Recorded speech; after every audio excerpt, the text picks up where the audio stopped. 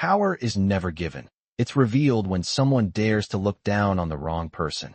The words hung in the air of a high-rise boardroom in downtown Chicago, where sunlight poured through tall glass windows and reflected off a long polished table that cost more than most homes in the city. Around that table sat executives in tailored suits, their expressions confident, their posture relaxed, as if they already owned the outcome of the meeting. At the center of it all stood Ava Johnson, calm, composed, her hands resting lightly at her sides. To everyone else in the room, she was simply another attendee, quiet, observant, and, in their eyes, insignificant. Richard Hayes leaned back in his chair, adjusting his cufflinks with a faint smirk, his voice cutting through the silence with casual dismissal. You can bring the presentation, and maybe someone to take notes. Coffee would be appreciated as well. A few quiet chuckles followed, subtle but unmistakable, as if the joke didn't need to be loud to be understood. Ava didn't react. She simply looked at him, her gaze steady, unreadable, almost as if she was measuring something only she could see.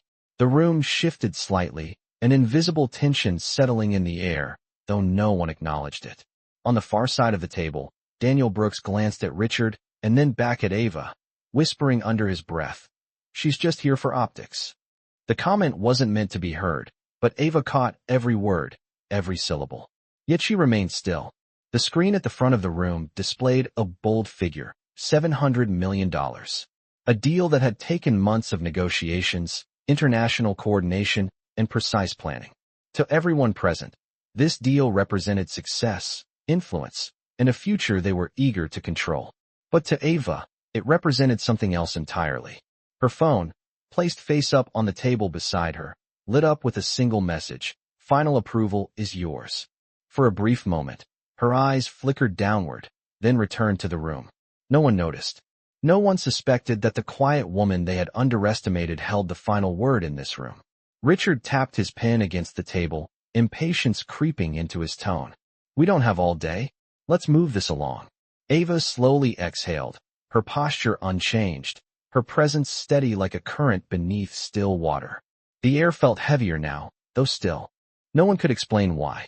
Because what they didn't know, what none of them even considered, was that every word they spoke in this room, every assumption they made, every glance of dismissal, had already been heard, understood, and recorded in a language they never expected her to understand.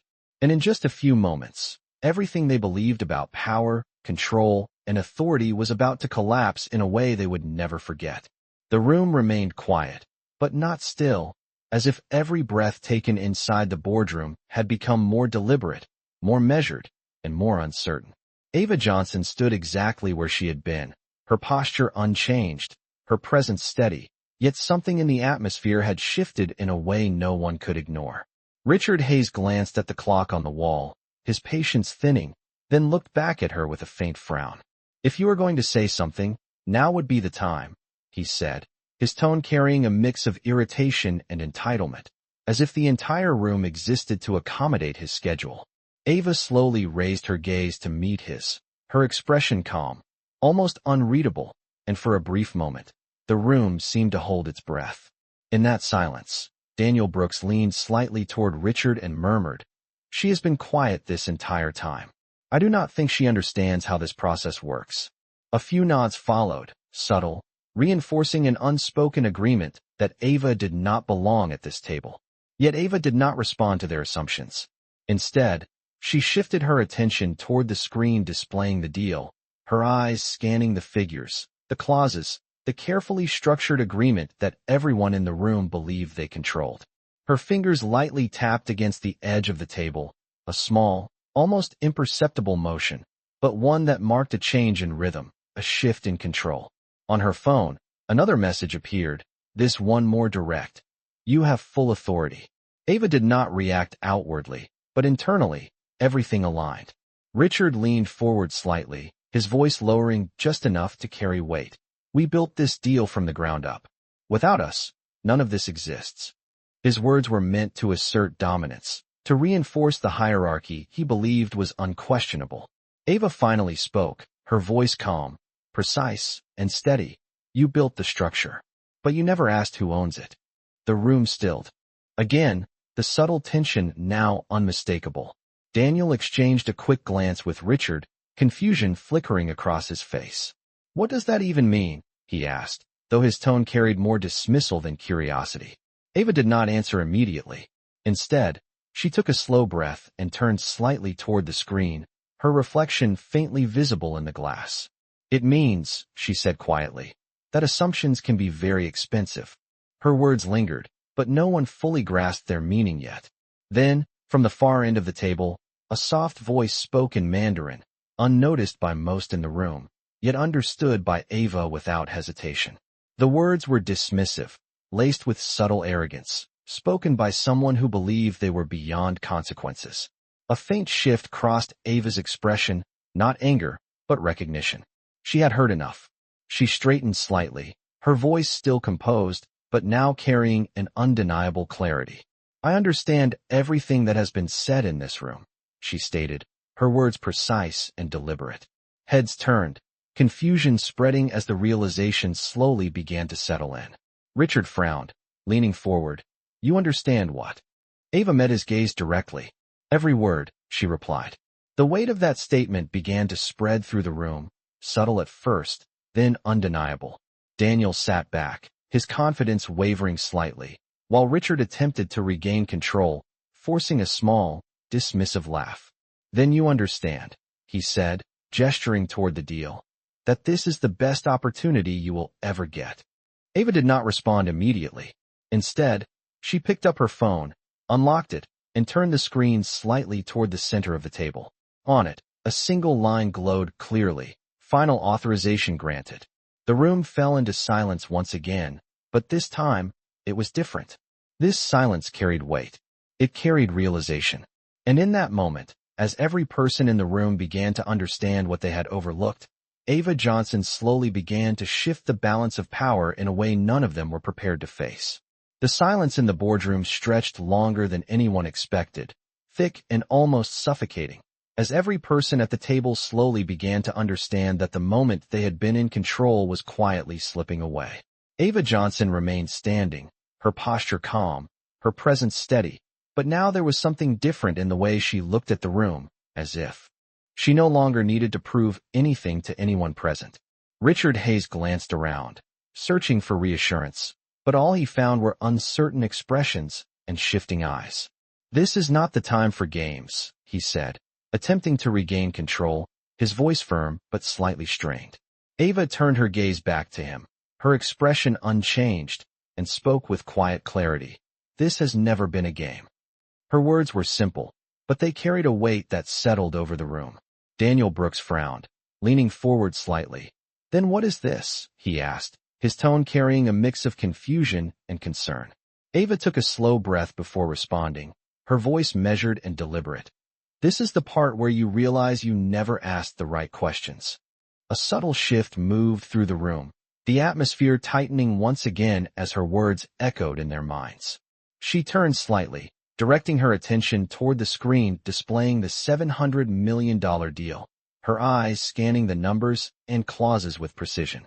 "You assumed," she continued, "that control belongs to the people who speak the loudest. But control belongs to the one who understands everything being said." Her statement lingered, and for the first time, Richard's confidence faltered. He leaned back slightly, his expression tightening as he processed her words. From across the table, a quiet voice spoke again in Mandarin, this time more cautious, more measured, as if testing the atmosphere. Ava responded instantly in fluent Mandarin, her tone calm but firm, and the reaction was immediate. Heads turned, eyes widened. The realization began to spread across the room like a ripple that could not be stopped. Richard blinked, visibly thrown off balance, while Daniel sat frozen, his earlier confidence replaced with uncertainty. Ava slowly placed her phone down on the table, her movements controlled and deliberate. "Every agreement," she said, shifting back to English, "depends on trust. And trust depends on respect." She let the words settle before continuing. "When respect is absent, agreements lose their foundation." The weight of her statement began to sink in as she reached for the tablet in front of her, tapping the screen once. The display changed, showing a status update that none of them had been expecting. Richard leaned forward quickly, his eyes scanning the screen as his expression shifted from confusion to alarm. "What did you just do?" he asked, his voice now longer confident, but edged with urgency. Ava looked at him directly, her gaze steady and unwavering. "I ensured that the agreement reflects reality," she replied calmly. Daniel quickly grabbed his phone, checking something, his expression tightening as he read the information in front of him. "This cannot be right," he muttered under his breath, but the numbers on his screen confirmed exactly what Ava had just revealed. Richard stood abruptly, pushing his chair back slightly, his composure finally cracking. "You cannot just change the terms like this," he said, his voice rising with disbelief. Ava remained calm, her posture unchanged. "I did not change anything," she replied. "I clarified it." The room seemed to shrink under the weight of her words, as everyone slowly began to realize that the power they believed they held had already shifted long before they noticed. Ava looked around the table one final time, her expression steady, her voice quiet but certain.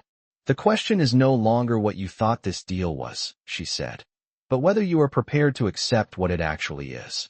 The silence that followed was different now, no longer filled with dismissal or arrogance, but with uncertainty and realization, as the truth began to settle into every corner of the room, leaving behind a tension that no one could ignore.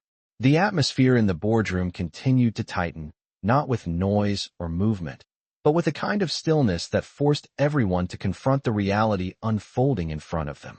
Ava Johnson stood at the center of it all, calm and unshaken, her presence no longer questioned, but quietly reassessed by every person in the room.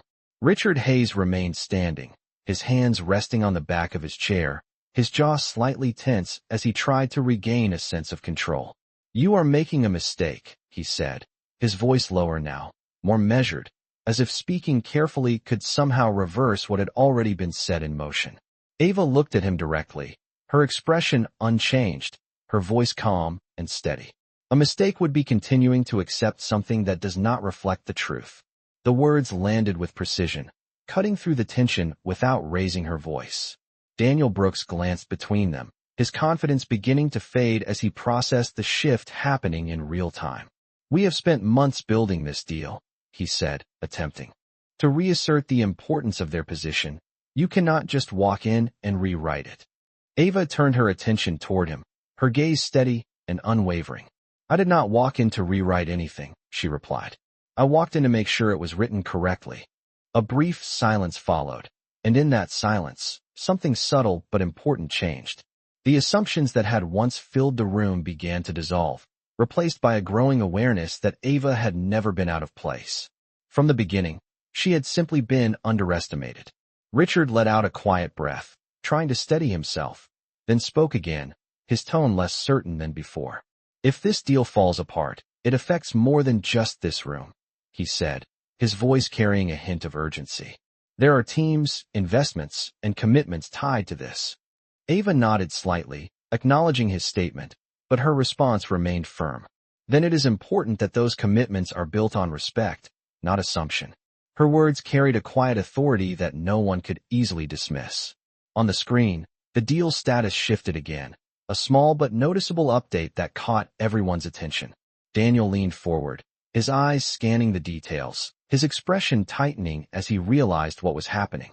"This is being reviewed," he said, almost in disbelief. Ava stepped closer to the table, her movements deliberate, her presence steady. "It has always been under review," she said, her tone calm. "The only difference now is that you are aware of it." Richard's expression hardened slightly, though uncertainty remained in his eyes.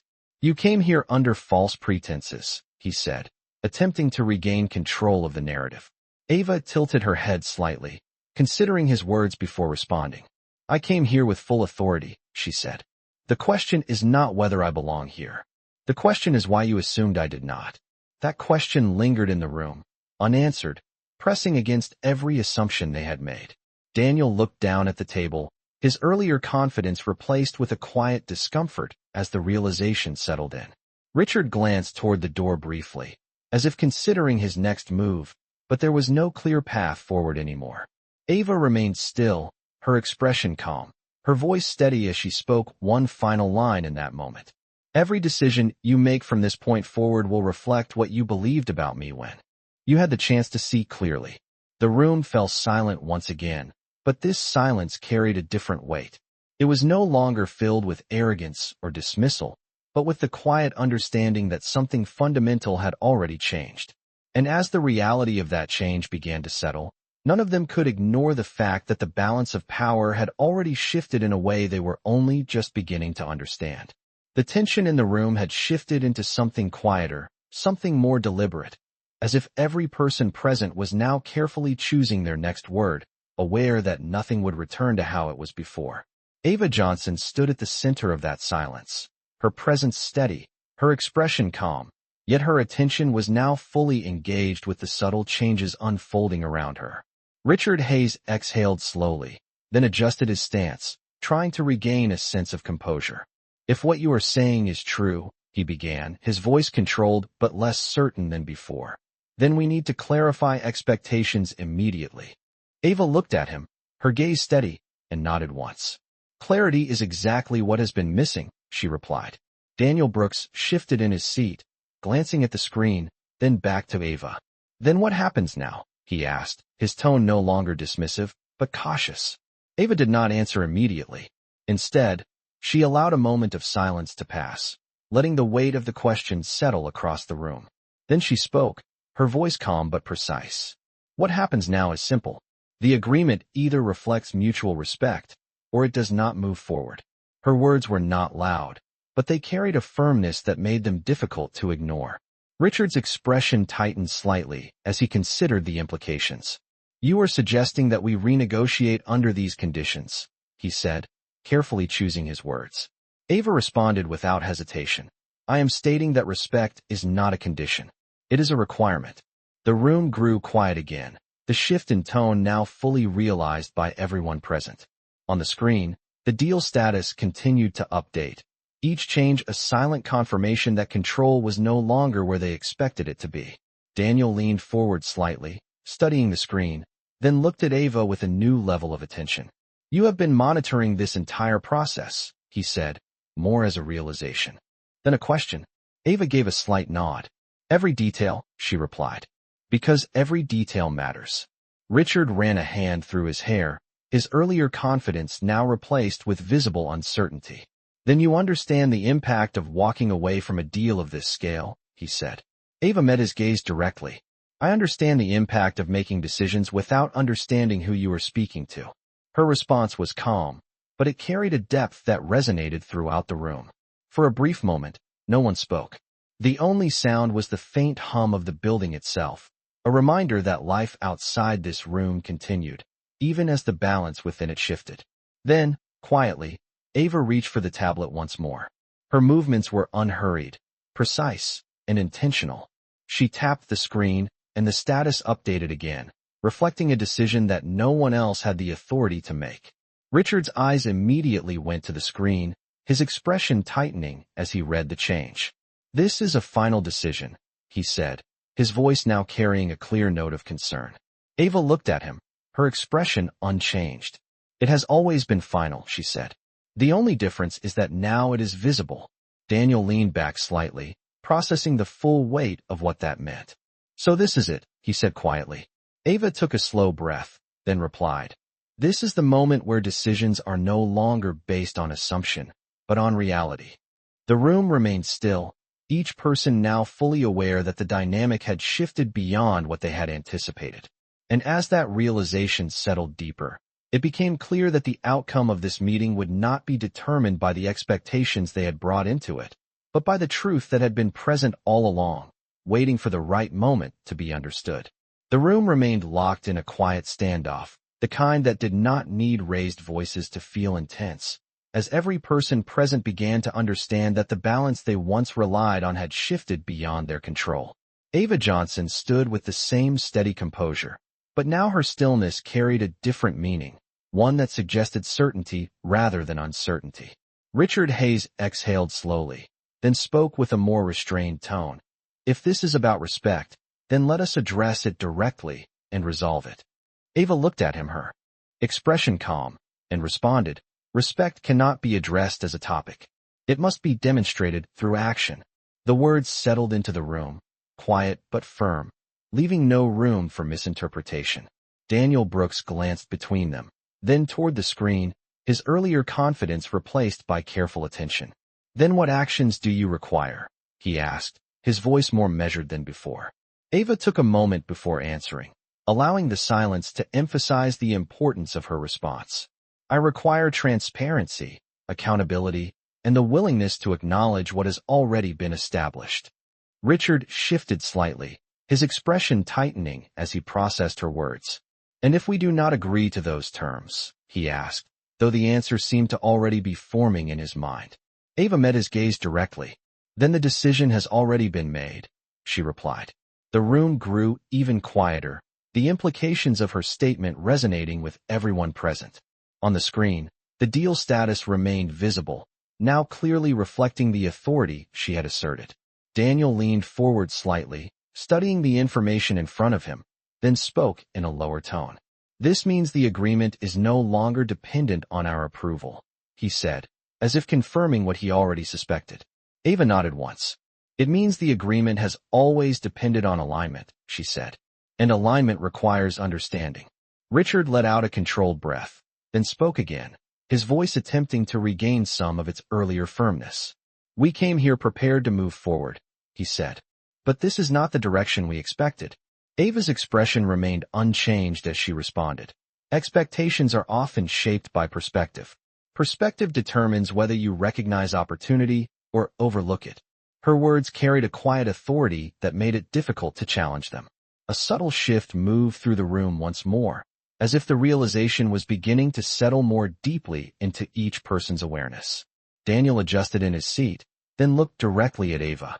"You are saying that we misunderstood the foundation of this deal," he said. Ava replied calmly. "I am saying that the foundation was never meant to be misunderstood." The statement hung in the air, clear and direct, leaving no space for reinterpretation.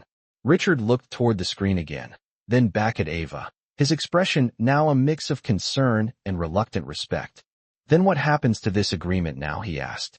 Ava paused, briefly, then responded with quiet certainty. "That depends on whether you choose to move forward with clarity or remain attached to assumption."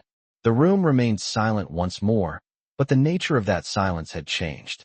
It was no longer filled with dismissal or confidence, but with reflection and uncertainty. Each person present was now faced with a decision, not about the deal itself, but about how they chose to understand the person standing before them. And as that realization continued to settle, it became clear that this moment was no longer about control or authority, but about awareness, and whether they were willing to recognize the truth that had been in front of them from the very beginning. The silence in the boardroom had transformed into something heavier, something that carried both expectation and consequence, as every person present waited for what would come next. Ava Johnson stood at the center of that silence, her presence no longer questioned, but now carefully observed, as if each person in the room was trying to understand not just what she said, but what she meant. Richard Hayes remained standing, his posture more controlled than before, though his expression revealed that he was no longer fully confident in his position. "If clarity is what you require," he said, choosing his words carefully, "then let us proceed with full transparency." Ava nodded slightly, acknowledging his statement, then responded, "Transparency is not something that is offered. It is something that is practiced." Her voice remained calm, but the message carried weight, and the room absorbed it without interruption. Daniel Brooks shifted in his seat, then spoke with a more thoughtful tone than before. "Then let us define what transparency means in this context." Ava turned her attention toward him, her gaze steady and direct. "Transparency means that every decision is made with awareness of its impact," she said. "It means understanding who is affected and why." The words were simple, but they carried a clarity that made them difficult to dismiss. Richard glanced at the screen again, then back at Ava, his voice lower now, more reflective. "And if we fail to meet that standard," he asked, "what then?" Ava took a slow breath before answering, her tone unwavering. "Then the outcome will reflect that failure." The statement lingered in the air, settling into the room like a quiet but undeniable truth. No one spoke immediately, As each person processed the implications of what she had said, Daniel leaned back slightly, his expression now more contemplative, as he considered the situation from a different perspective. "This changes the way we approach everything," he said quietly. Ava nodded once. "It should," she replied, "because growth requires adjustment." Richard looked at her, his expression now less defensive, though still guarded. "You are suggesting that this is an opportunity for us to reassess," he said. Ava responded, "I am suggesting that it has always been an opportunity. The question is whether it is recognized in time." Her words carried a sense of finality, not in a way that closed the conversation, but in a way that redirected it. The room remained still, but the energy within it had shifted once again. What had begun as a moment of tension had now become a moment of reflection, as each person began to reconsider not only the deal in front of them, but the assumptions that had led them to this point. Daniel looked toward Richard, then back at Ava, his voice quieter now. "If we move forward under your terms," he said, "what changes?" Ava considered the question carefully before responding. "What changes is the intention behind every decision," she said. "When intention is clear, outcomes follow with clarity." Richard nodded slowly, absorbing her words, then spoke with a more measured tone. "Then let us proceed with that understanding," he said. Ava acknowledged his response with a slight nod, her expression unchanged, but her presence now carrying a sense of quiet resolution. The deal on the screen remained visible, its status reflecting the decisions that were still unfolding, each moment shaping what would come next. And as the room settled into this new dynamic, it became clear that the real shift was not in the agreement itself, but in the understanding that guided it. And in that understanding, the foundation of everything in the room had already begun to transform. The room had settled into a new kind of quiet, one that was no longer filled with resistance but with careful attention, as if every person present understood that what came next would define not only the outcome of the deal, but the understanding they carried forward from this moment. Ava Johnson remained composed, her posture unchanged, her presence steady, as the conversation continued with a more deliberate tone. Richard Hayes looked at the screen once more, then back at Ava, his expression now more thoughtful than defensive. "If we proceed under this understanding," he said, "then we must ensure that all parties are aligned moving forward." Ava gave a slight nod, acknowledging the statement. "Alignment is not achieved through agreement alone," she replied. "It is achieved through consistent action." Daniel Brooks leaned forward slightly, studying her with a more focused gaze than before. "Then what actions would you consider necessary?" he asked, his tone now genuinely engaged. Ava took a brief moment before answering, her voice calm and precise. "Actions that reflect accountability," she said. "Actions that demonstrate awareness of impact. And actions that maintain respect in every interaction." Her words carried a quiet authority that no one in the room could ignore. Richard folded his hands together, considering her response carefully. "Then we begin with this meeting," he said, his voice now more measured. "We establish a new standard here." Ava met his gaze, her expression steady. "Standards are not established in a single moment," she replied. "They are proven over time." The room remained still as her words settled, each person reflecting on what that meant for the decisions ahead. Daniel glanced at the screen again, then spoke in a quieter tone. "The deal status is still active," he said, "but it is waiting for confirmation." Ava acknowledged this with a slight nod. "Then the decision remains where it should be," she said, "with those who are prepared to act responsibly." Richard exhaled slowly, then spoke with a more composed tone. "We are prepared," he said, "but we want to ensure that we are proceeding correctly." Ava responded without hesitation. Proceeding correctly begins with understanding that this is not about winning or losing. It is about creating something that can endure. Her statement shifted the energy in the room once again, replacing tension with a sense of reflection. Daniel leaned back slightly, then nodded. "That is a perspective we can work with," he said. Ava allowed a brief pause before continuing. "Then the next step is simple," she said. "We confirm whether this agreement reflects that perspective." Richard looked at her, then at Daniel, then back to the screen. The weight of the decision was clear, but so was the direction they needed to take. "Let us proceed with confirmation," he said. Ava observed him for a moment, then gave a slight nod. "Then we proceed," she said. The room remained quiet as the final steps of the process began to take shape, each movement deliberate, each decision carefully considered. And as the confirmation process unfolded, it became clear that the true outcome of this meeting was no longer defined by control or assumption, but by understanding and the willingness to act in accordance with it. The final confirmation process unfolded in a calm and deliberate sequence, as if every action had been carefully aligned with the understanding that had been established earlier in the room. Ava Johnson stood quietly, her attention focused on the screen as the system processed the final steps. Richard Hayes remained composed beside her, his posture steady, though his expression reflected the weight of the moment.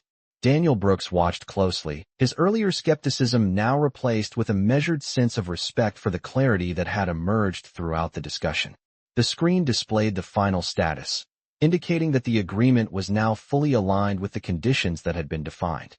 No one spoke immediately, as the significance of the moment required no additional explanation. After a few seconds, Daniel broke the silence with a simple statement: "It is complete." His voice was calm, but there was a sense of acknowledgement in his tone. Richard nodded once, then turned slightly toward Ava. "This outcome is different from what we expected when we began," he said. Ava responded with a quiet sense of certainty. Expectations often change when understanding improves. Her words carried the same steady tone that had guided the entire meeting. Richard considered this, then offered a slight nod in return, acknowledging the truth in her statement. Daniel leaned back in his seat, looking at both of them before speaking again. "Then this is not just an agreement," he said. "It is a shift in how we operate." Ava turned her gaze toward him, her expression unchanged, but her presence carrying a sense of quiet authority. "It is a beginning," she said, "and beginnings define the direction of everything that follows." The room remained still as her words settled, each person reflecting on the path they had just agreed to take. There was no sense of victory in the traditional sense, but rather a shared recognition that something meaningful had been established. Richard adjusted his stance slightly, then spoke, in a more thoughtful tone. "Then let us ensure that what we have started here continues with the same level of intention." Ava gave a slight nod. "Intentions must be maintained through action," she said. "Otherwise, they lose their meaning." Daniel looked toward the screen once more, then back at Ava. "We will follow through," he said, his tone now firm and clear. Ava acknowledged his statement with a calm nod, then allowed a brief pause before speaking again. "Then we are aligned," she said. The word carried a sense of completion, but also a sense of responsibility. The room remained quiet, but the atmosphere had shifted entirely from where it began. What had once been uncertainty had transformed into clarity. What had once been tension had evolved into understanding. And what had once been a moment of resistance had become a shared step forward. As the meeting came to a close, each person prepared to leave, carrying with them not only the outcome of the agreement, but the realization that the most important change had not been in the deal itself, but in the way they had chosen to engage with it. And in that realization, the true meaning of the moment became clear, not as an end, but as the foundation for everything that would come next.